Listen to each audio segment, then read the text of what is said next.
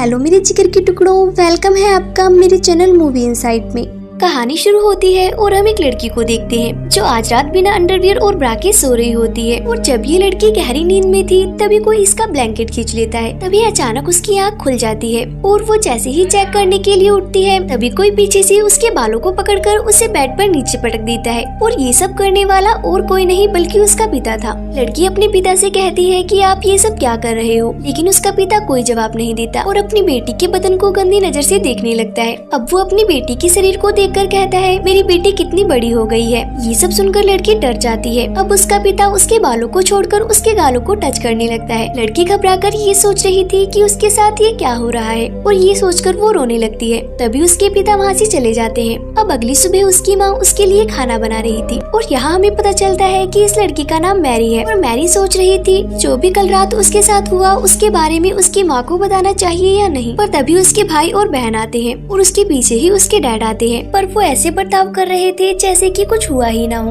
अब मैरी ये सोचती है कि कल रात तो ये मेरी ही लेने वाले थे और अब ऐसे नाटक कर रहे हैं जैसे इन्होंने कुछ किया ही ना हो। ये सोचकर मैरी यहाँ से उठकर चली जाती है। अब यहाँ पर उसकी मॉम खाना लाती है और उसे टेबल पर जोर से पटक देती है और ये देखकर सब हैरान रह जाते हैं और उन्हें कुछ समझ नहीं आता। अब उनकी मॉम अजीब तरह से खाना खाने लगती है जैसे कि कई दिनों से भूखी हूँ। उसे ऐसा खाते देख वो सब डरने लगते हैं। तभी मैरी का छोटा भाई खाना उगल देता है और कहता है खाने में बहुत ज्यादा नमक है। तभी उसकी मॉम उसका खाना झपट लेती है और पागलों की तरह खाने लगती है। आखिरकार इन लोगों के साथ ये सब क्या हो रहा है। दरअसल जब से ये लोग नए घर में शिफ्ट हुए हैं तभी से इनके साथ अजीब चीजें हो रही हैं। उनके पड़ोसी कभी उनके आंगन में अजीब से स्टैचू लगा देते हैं तो सुबह कोई उनके सामने मरा हुआ जानवर लटका देता है। और पिता हर रात अपनी बेटी के साथ जबरदस्ती कर उसके लेते हैं। मोम सुबह सुबह अजीब जानवरों की तरह खाना खाती है और वो अपना खाया हुआ खाना अपनी बेटी को भी खाने को देती है, लेकिन बेटा नहीं खाना चाहता। वो अपने डैड की तरफ देखता है। डैड कहते हैं कि अगर तुम नहीं खाना चाहते हो तो मत खाओ। ये सुनकर मोम डैड को गुस्से भरी निगाहों से देखने लगती है। इसके बाद वो खाने को टेबल पर फेंक देती है और प्लेट्स को भी नीचे फेंक देती है। अब मोम उन सभी पर चिल्लाने लगती है और अपने बेटे से कहती है जो मैं बनाती हूँ उसे चुपचाप खा लिया करो। वो इतने जोर से चिल्लाती है कि उसका बेटा डर के मारा रोने लगता है। उन्हें समझ में ही नहीं आ रहा था कि ये सब क्या हो रहा है, लेकिन ये तो अभी बस शुरुआत थी। इसके बाद हम देखते हैं कि मैरी नहा रही होती है। तभी कोई उसके पास आकर खड़ा हो जाता है, लेकिन जब वो शीशा साफ कर देखती है तो उसकी जुड़वा बहन वहाँ खड़ी होती है जो उसके साथ सिर्फ मजाक कर रही थी। फिर ये दोनों बहनें मैरी के कमरे में चली जाती हैं और यहाँ पर मैरी की बहन उसे बताती है कि कैसे हर रात उसके डैड उसकी लेने आते हैं। मैरी को यकीन नहीं हो रहा था कि ये सब उसकी बहन के साथ भी हो रहा है। तभी उनके डैड वहाँ पर आते हैं और उन्होंने इनकी सारी बातें सुन ली थी, इसलिए वो चाकू निकालकर उन पर हमला करते हैं। तभी मैरी उनको धक्का देकर वहाँ से भागने लगती है, पर उसके डैड उसकी बहन के बालों को पकड़कर उसको उठाकर फेंक देते हैं। पर मैरी सीढ़ियों पर गिरने की वजह से बेहोश हो जाती है। अब उसके डैड स्टोर रूम से एक हथौड़ा लेकर आते हैं और तभी हम देखते हैं मैरी को होश आ चुका था और वो अपनी बहन को ढूंढ रही होती है। और तभी उसे एहसास होता है कि उसके पीछे कोई खड़ा है और जब वो पीछे मुड़कर देखती है तब उसे उसके डैड नजर आते हैं जो हाथ में हथौड़ा लेकर उसकी ओर बढ़ रहे थे। वो उसको कुछ कर पाते तभी मैरी उनके सर पर कुछ मार देती है, लेकिन उससे उन्हें कुछ भी नहीं होता।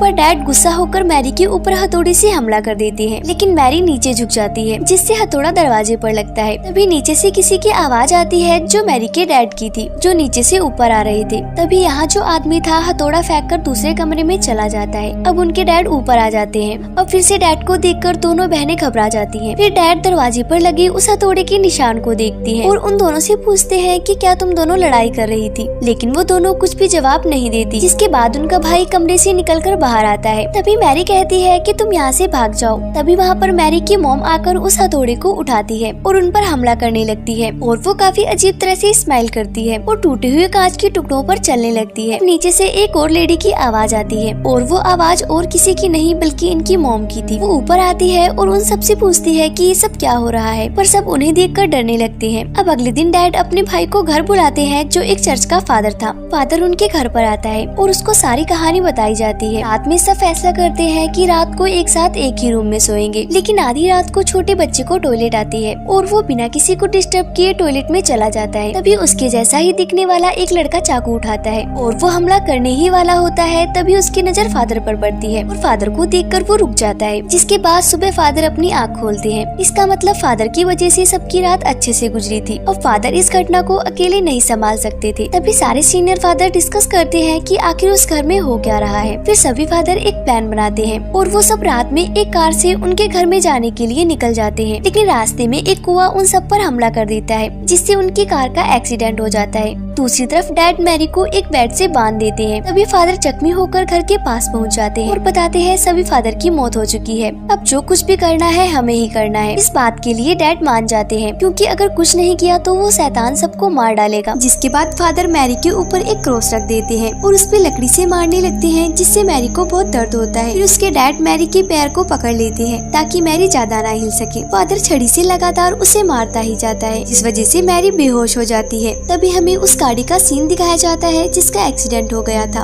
वहाँ पर पुलिस फादर को गाड़ी से बाहर निकालते हैं और हमें पता चलता है कि असली फादर तो यहाँ पर है। तो जो मैरी को मार रहा है वो कौन है? असल में वही असली शैतान होता है। अब मैरी की माँ कहती है कि बस करो, अगर ऐसे ही फादर मैरी को मारते रहे तो उसकी जान चली जाएगी। पर डैड अपनी वाइफ को दीवार पर पटक देते हैं और वो अपनी वाइफ को मरता हुआ देख फादर की ओर देखने लगते हैं। फिर वो फादर एक अजीब सी स्माइल करके डैड के ऊपर हमला करता है और वो उन्हें चाकू से मारने ही वाला होता है कि तभी वहाँ पर असली फादर आ जाते हैं और एक मंत्र पढ़ने लगते हैं, जिसके बाद वो शैतान वहाँ से गायब हो जाता है। और फादर मैरी के सामने एक शीशा रखते हैं, जिससे वो शैतान बाहर आ जाता है। जिसके बाद फादर उस शैतान को अपने अंदर समा लेते हैं और वो मैरी के डैड को कहते हैं कि मुझे मार दो। मैरी के डैड फादर के पेट में उस क्रॉस को घुसा देते हैं, जिससे फादर और वो शैतान दोनों ही खत्म हो जाते हैं। और इसी सीन के साथ मूवी का एंड हो जाता है।